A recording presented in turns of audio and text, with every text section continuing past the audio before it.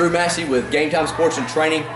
Really excited about one of our new pieces of equipment that we've got here. It's the Move Strong Functional Training Station, and one of the best pieces of equipment or attachments for this, in my opinion, is the ground rotational trainer.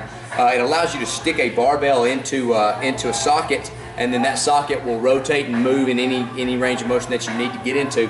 But two of our favorite exercises, this is core exercises. Probably seen these where people will put a barbell in the corner. With the Move Strong, you don't have to do that. So you just slide that barbell in, and guys, what we want to do, again, always pick up things the right way. We're going to take that ground rotational trainer, we're going to put that up here nice and tall. Then what my cue to the athlete is, don't move your torso, just move your hands side to side. So we're going to draw a half moon from hip to hip, and we want to see very minimal movement in the torso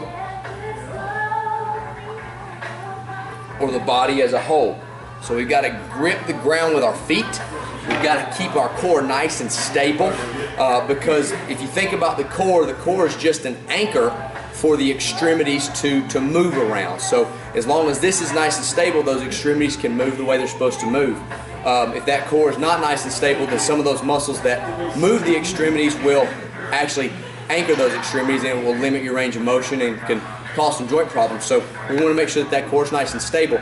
And as that barbell and weight move here, and I've really got to stabilize on this other side because this is further away from where I'm trying not to move from. So think about the core as anti-rotation or anti-lateral flexion. Some of those movements or some of those terms can be thrown around. The other one, the next progression that we want to go to, once we have the athlete that's here, we want to teach the athlete to pivot from the ball and socket joints of the hips, internal and external rotation, and also from the upper back. We don't want any movement from the lumbar spine. We want to get the movement and the rotation from the hips and the shoulders. So we're going to start in the same position. Move strong up there. And then our cue is, squish a bug with that opposite side foot. So we're going to turn that in. This is going to come right below our knee, right here.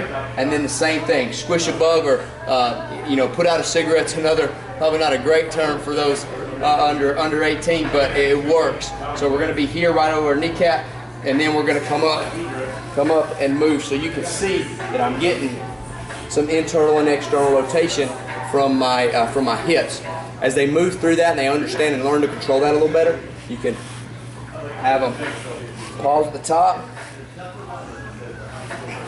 or then take it into more of a dynamic movement where they're getting here. You can train one side versus the other, go unilateral, however you want to do that or progress that. But it's a great way to start to teach the core to anchor the extremities and allow them to move freely. But great piece with the Move Strong and the ground rotational trainer.